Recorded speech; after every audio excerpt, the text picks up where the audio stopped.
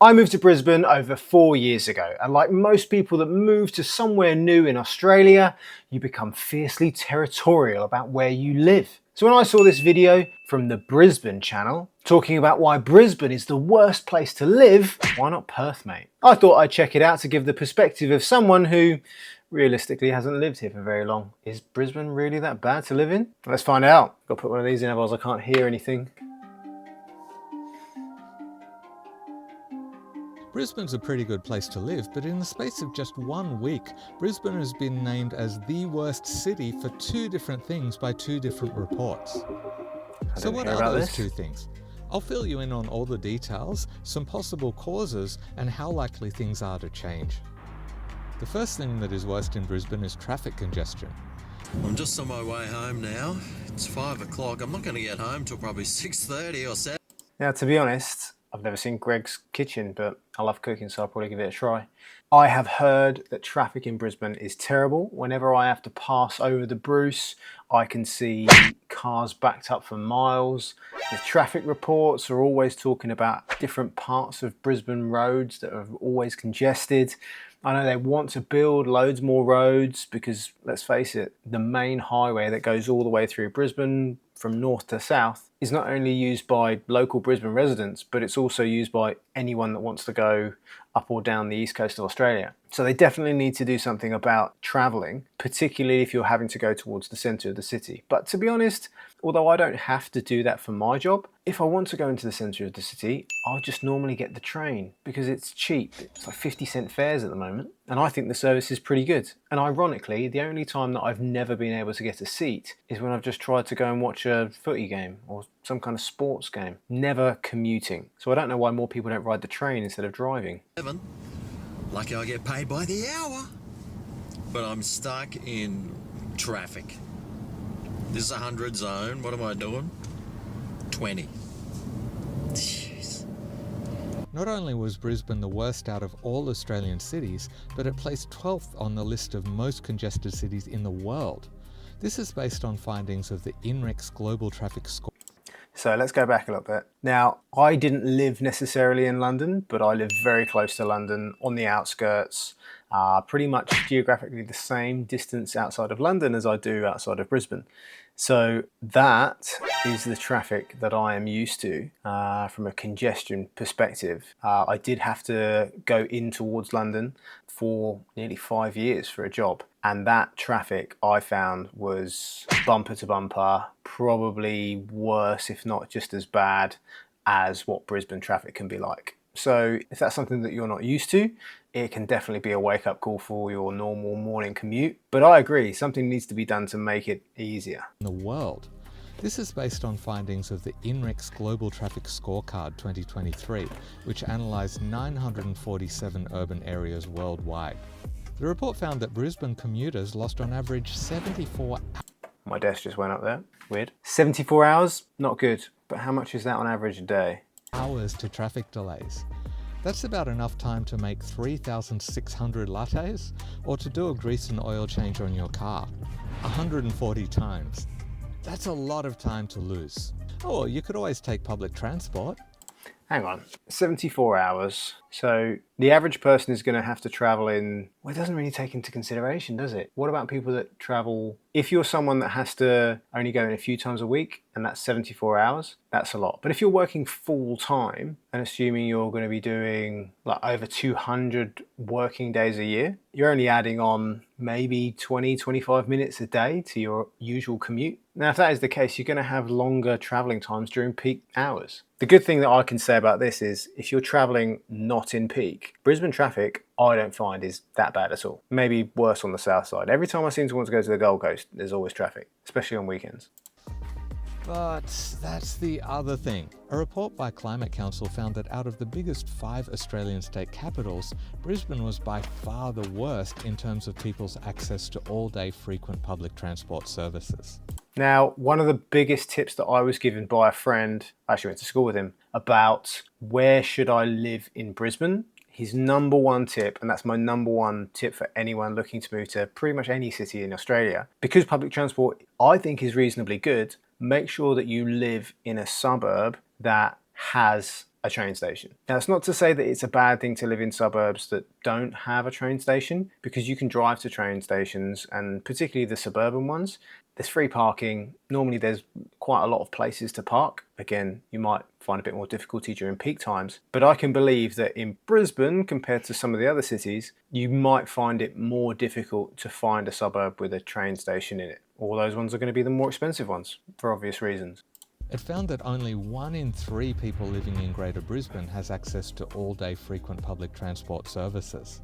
Not only that, but it found that access to good public transport is 27% lower in lower income suburbs. According to the report, access to good public transport ends 8 kilometres from the city centre for most people.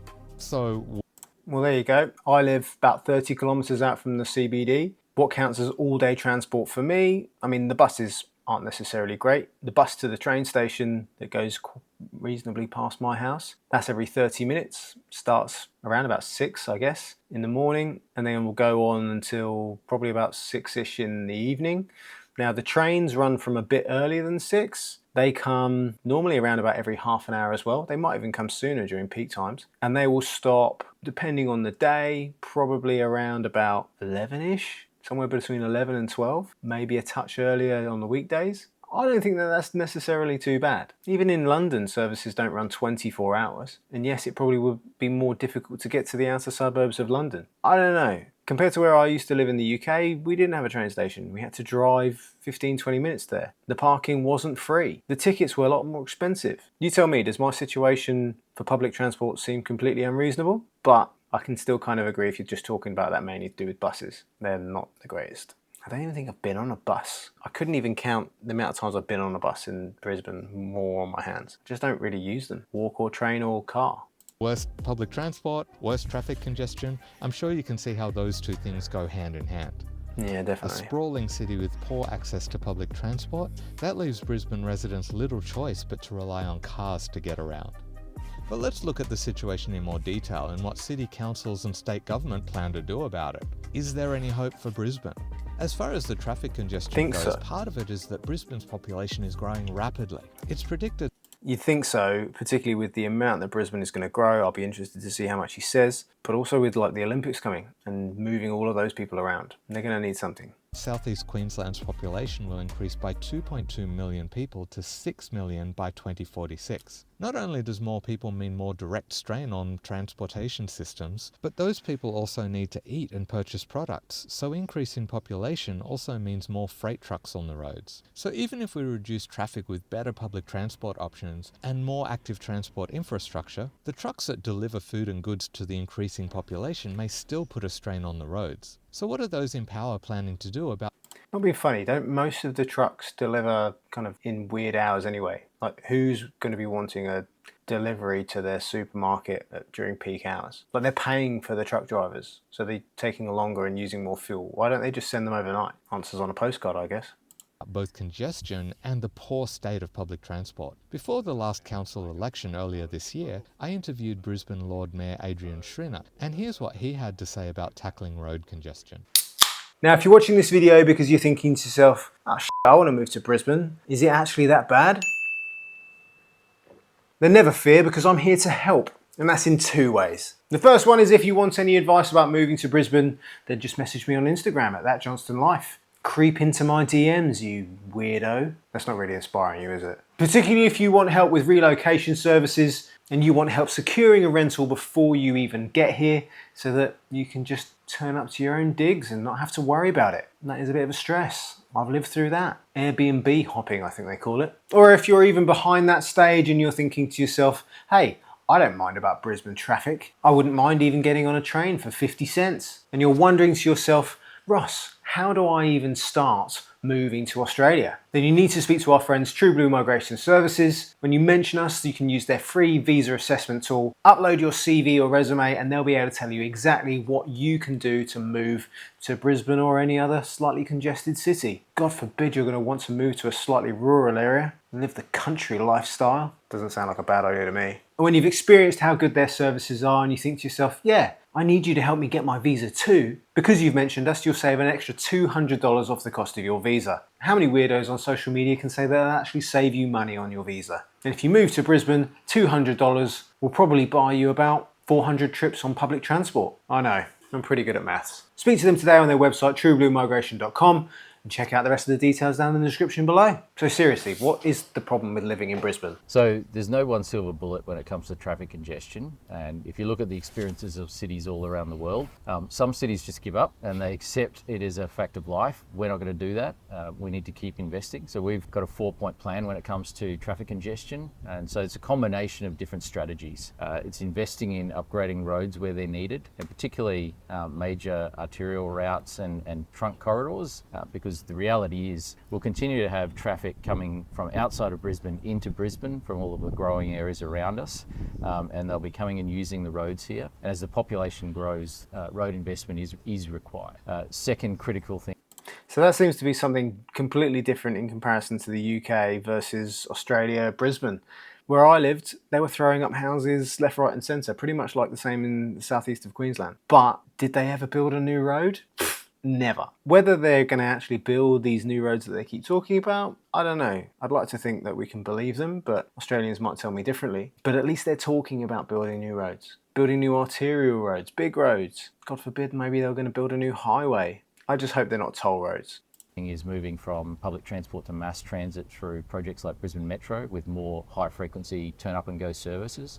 So that's very much part of the plan. And later on this year, Brisbane Metro services will start operating. But when they start operating, there'll be a complete refresh of the bus network as well, because the Metro services will allow us to redirect standard bus services to more parts of the city and put on more frequency, better services in a lot of different parts of the city. So that's happening later on this year. The third part of the 4-point plan is to invest in active travel opportunities. And so that is whether it's bikeways, river walks, green bridges. These are things that we've continued to invest in and they're really important to give people alternatives. And that's particularly relevant in some of the inner city areas where people can... Now that's something that I never saw in the UK ever. When you go to places like Holland and you see the amount of people that travel around on bikes, it's amazing, it's awesome to see. When I went to Copenhagen, pretty much everyone has a bike there, even though it's freezing cold. I see that as well in Brisbane. They've got this bikeway that seems to run along the highway, pretty much from the airport north. I think it stops around about Sandgate, maybe towards the peninsula. And I assume that those kind of networks run everywhere, or at least more through Brisbane. That's a great thing to see. I don't know how many people are necessarily going to be biking into the city, but I like the way that he's talking in the sense that by providing lots of different alternative solutions to people, at least they're getting a lot of different choices rather than always taking a car. Quite easily walk and cycle or scoot to where they need to go. That takes cars off the road, and that's a great thing, and that's part of reducing traffic congestion. And then the final part of the 4-point plan is getting better use out of our existing infrastructure. Now, you've battled through the midweek traffic, and it's been interesting since the pandemic. Traffic is generally lighter on Mondays and Fridays. Yeah, I noticed that. Flexible work environments, people working from home on those days. But in the middle of the week, the traffic is diabolical. And so what that says is that there's also some management of the existing network and travel demand management that can help as well. And one of the things we announced was a brand new traffic management system to be introduced in Brisbane. There's some great systems coming into play around the world now. Our technology that we use to control traffic signals is 1980s, 1990s technology, and there's some great new technology. And other examples in other cities around the world where they've started using this new technology, they can get something like 20, 25% better efficiency. Now I do notice in Australia, not necessarily Brisbane, they've got a bit like an American model where you can turn right even though there's red lights. Now you can't turn right here, you turn left instead. But because the roads are so much busier, I find that helps with managing traffic anyway, because you've got this lane where people are just turning off so it doesn't make the queue so backlogged for the lights. But I also agree that sometimes those lights, they can take ages to change. Now, I'm not one for skipping lights because, again, they've got those cameras that can catch you and they'll give you a fine if they want to. But you do sometimes feel that getting stuck behind the lights is a real punishment, particularly in Brisbane. Each set of lights seems to add nearly 5 minutes onto your time. I feel for those inner city urban people getting stuck by lights all the time. And better traffic flow out of an existing network by improving the technology that manages the road network and the transport network. So we're looking across all of those 4 areas. As I said, there's no one silver bullet, but investing across all of those areas will help. Okay. While city and state government are committed to projects that increase the capacity of major roads, the fear of some is that this will not help long term due to a phenomenon called induced demand. This is where the more you widen a road, the more people want to use it. So it only fixes things temporarily and actually leads to more cars on the road over time. So how do we get more people off the roads? Public and active transport can play a major role. Trina talked about the Brisbane Metro, which despite the misleading name, is just a really long bus, a bi-articulated bus. It's scheduled to begin operations in October this year. While the routes it'll take won't expand the area of accessible public transport, it will provide the opportunity to reallocate existing buses to new routes that could improve the overall network. Time will tell if Brisbane City Council does. Now, they talk about these bi-articulated buses, and I think they're really a good idea, even though they use existing road networks, and you're thinking to yourself, oh, well, that's a problem. Yeah, but this thing can hold the same as 50, 60 cars worth of people. That's 50, 60 extra cars off of the road. And there are places in the world where this works really, really effectively. Like Curitiba in Brazil, I only know because I used to be a geography teacher, but that's all they had was bendy buses. They didn't have the money to spend on a subway. But if you can convince people to use these types of things, particularly with things like 50-cent fares, mate, as long as they were going to where I needed to go, I'd use them. I guess it's like the closest thing that we have to trams in Melbourne, really. Make the most of that opportunity. Along with Brisbane City Council's upcoming metro, the Queensland Government is working on expanding the rail network with the Cross River Rail project. Once it's up and running from sometime in early 2026, the Cross River Rail will improve public transport capacity and convenience if you're commuting to the city or getting around close to the city centre, but it does little to improve things outside that 8-kilometre radius from downtown Brisbane that's already enjoying decent public transport options. And I guess it doesn't really improve anything if you're someone that is going into the city and not necessarily crossing the river. But at least they're spending money on trying to improve the situation. So let's look at public transport in those areas identified as the most lacking. In Climate Council's report, Moreton Bay City Council's Hills District and Logan's Beenleigh and Browns Plains suburbs were listed as the most in need. While Brisbane City Council recently negotiated for additional funding from the Queensland Government and increased share of bus ticket revenue to fund an additional 160,000 bus services to coincide with the trial of 50-cent fares, other councils within Greater Brisbane are yet to negotiate similar support. Moreton Bay Mayor Peter Flannery has called on the state government to prioritise public transport in his LGA, where only 3% of residents' trips are made by rail and 2% by bus. Well, that explains why the trains in my area have no one on them. Why would you not want to take the train? Particularly if it's 50 cents and you've got to work in the city. Why would you want to drive? Why would you put yourself through that? People are gluttons for punishment.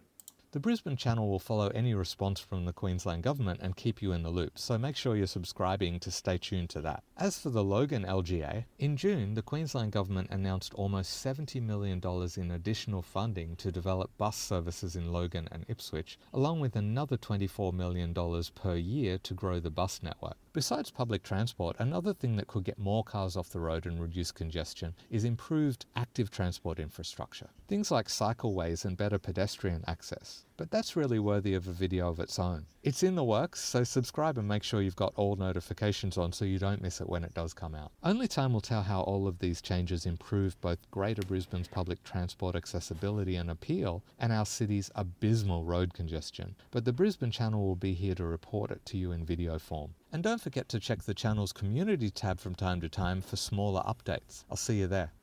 Well, I guess that video mainly turned into a knock on Brisbane's transport network, but I guess he's true. I think a lot of people forget when they move to Australia, particularly if they're going to live in any of the big capital cities, that these are big million-plus people cities. In the UK, if you lived in London or you lived in Birmingham, That's probably the only two places that are reasonably comparable, and obviously on the outskirts of them. If you've come from anywhere else, particularly a more rural location in the UK or a rural location anywhere, it can be a real big shock moving to one of these cities and seeing how much traffic there is. God knows what it would be like in Sydney or Melbourne, which has an even higher population. The one massive takeaway I think people should have from this is, whilst public transport isn't perfect, I don't think there are any cities in the world where it's fully perfect. Here, it's so much cheaper. It's cleaner. Don't worry about the essays too much unless you're trying to travel on trains at ungodly times or you live in a dodgy area. And make sure that when you move here, you plan into your lifestyle and how you want to live, how you're going to get there. There's a lot more opportunities living in a big city. Do whatever you can to not be a slave to the highway. And if you enjoy these types of videos and you have a video that you want to suggest to me to have a look at and see what my sad little opinion is, make sure to pop it in the comments down below, or send us a message on Instagram with a link to the video that you want me to watch next. If you need some help moving here, make sure to check the details in the description down below. And if you want to see another video where I give my 2 pence about what it's like to move to Australia, then check this one out here. See you next time.